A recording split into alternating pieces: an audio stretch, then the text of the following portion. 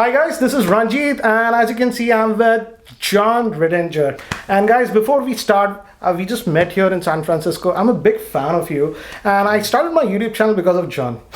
You started your YouTube channel when? Back in 2007. long time with ago. that handy cam and stuff. Yeah. And Jon used to always say, like, if I can do it, why not everyone else? Why don't you do it? So that's the only reason. So thank you, Jon. Oh, thank you. What you've done with your channel has been incredible. I'm thrilled to be here. I'm excited to finally, like, we met before, but actually we couldn't, finally film something together. So I'm really excited. So let's say, Jon, like, you also been in the smartphone thing from 2007 onwards. Yeah. Now it's like over like 11 years, almost 12 years, yeah. So the whole industry has changed now. Oh man, it's like everything was like the world changed. Smartphone industry changes like before iPhone and Before then iPhone, after then after iPhone. And now I think so we are like seeing a plateau. Do you agree with that? Because the rate of innovation, what users are expecting is, I don't think so realistically that is possible. No, I mean people want every year. I want more, faster, powerful. Bendable phone. It's definitely flattened out. I think battery technology has kind of been the reason that things have flattened out. I mean, do you remember when the first LTE phones came out? And like that was a huge deal. And the phones lasted for like 4.5 minutes. Even the new 5G, I don't know. Now a lot of vendors are going to release, but let's see how will be the battery life on the 5G phones, because we're hearing that the 5G antennas and stuff, radios will consume a lot more battery. Yeah. So I think things got super flat. I think when we saw the Note 7, obviously the battery issues the Note 7 had aside, that was like the last, I think, like real innovative phone, like thing that we've seen that was different. Now, like, everybody's changing towards the camera, but Pixel is just with a single camera. Okay, hell with you guys. You'll put 3, 4, we'll do it with a single camera. Yeah, I mean, you pretty much be like, okay, if a new phone's coming out, then like, okay, it's got a Snapdragon 855.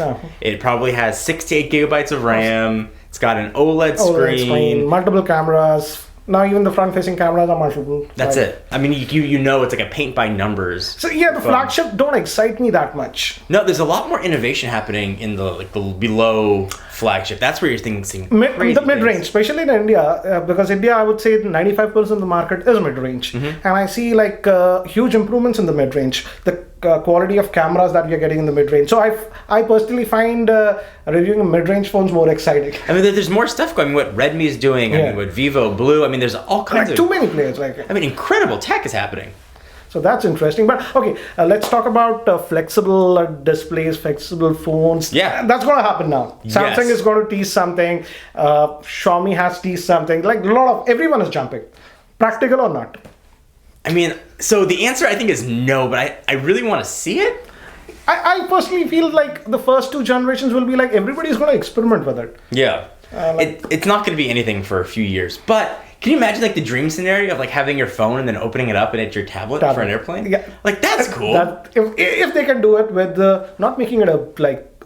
Yeah, and the TCL is working on a wearable bendy that's a bracelet. Then you can take it off your wrist and open it up and it's a phone. The Motorola Razr, like, I don't know what they'll do with it. Like, yeah. Concepts look good. Concepts look incredible. I don't know if anybody's going to use it. I don't know what the battery life is going to be. But at least I feel like you got to give credit for at least trying something new. So this year, I think so all the major vendors, except Apple maybe, Apple, will be doing it.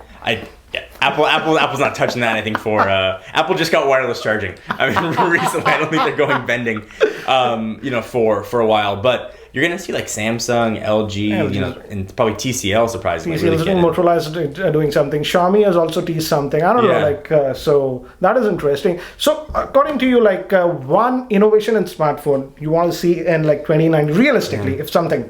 I want to see battery technology improve. I mean, I know that's a little boring, but I think once battery technology improves, the innovation is going to start again. It's the same lithium-ion battery that's been around for forever. We're hearing a lot of different technologies regarding the battery life, but nothing like lithium-ion, but graphene and stuff. We are hearing a lot of exotic stuff, but nothing is like in practical usage. We are not seeing it. No, and then once that happens, you'll start to see 4K, 8K displays. I mean, that they can do all this stuff now, but they're going to last like 6 minutes.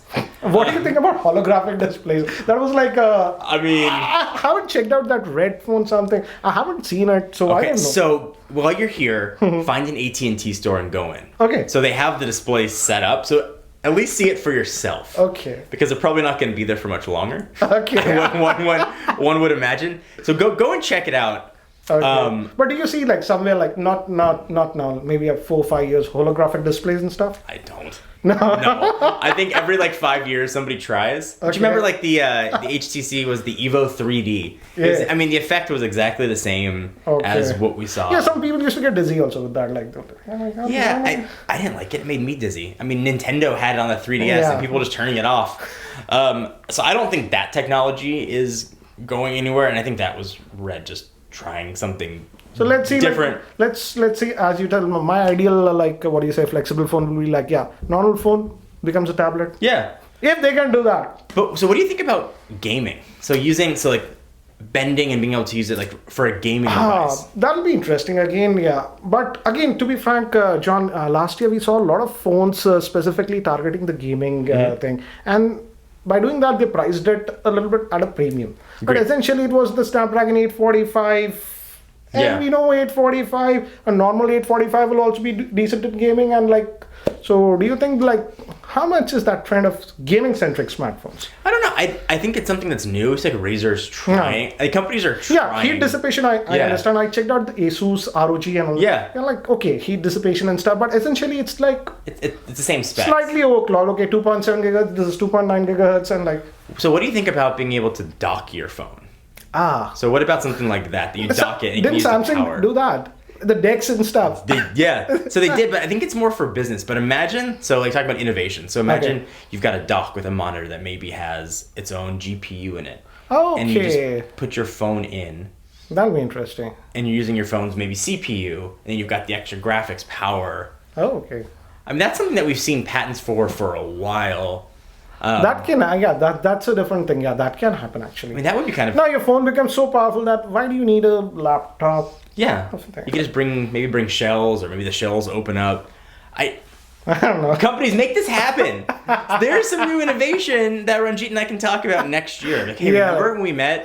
Before Unpacked. Yeah. We'll be talking about the Galaxy 11. 11, yeah. Let's see. Let's hope by Galaxy 11 something changes. So that was. Do you want to add anything else? No, I'm just excited to be here. I've been admiring of what you do. I think that the market you've carved out for yourself is awesome. We've been trying to make this happen for a really, really long time, and I'm just excited that we're able to do it, and I'm hoping to make it out to India. Yes. I'm going to invite you. Please come to India. I would be honored. We can do a lot of stuff. Maybe we can do a fan meetup and stuff. I don't know. Yes. If you guys want to do that, let me know. If anybody would come to see me in India, leave it in the comments, and I'll be watching the video. And I would love. I would say just don't come in summer. Fair. Apart from that, it's fine. I have so much respect for Indian people and the culture. I would love to just go and experience it and see it, and hopefully. So I'm giving you an open invite. Thank you. I'll try to make that. So we're gonna put it on the list for happening in 2019. Yeah, we have to because India is really big. You have to target particular 1 or 2 cities, and let's see. Cool. I would love to make that happen. Okay, cool. So that was Jon Rettinger, and again I'll leave the link. I am pretty sure all of you know, but anyways, I'll leave the link in the description area. Again, check that out. So again, John. Dude, it was a pleasure. Thank you for having me. Thank you. Again, guys, take care. Bye-bye. Bye, guys.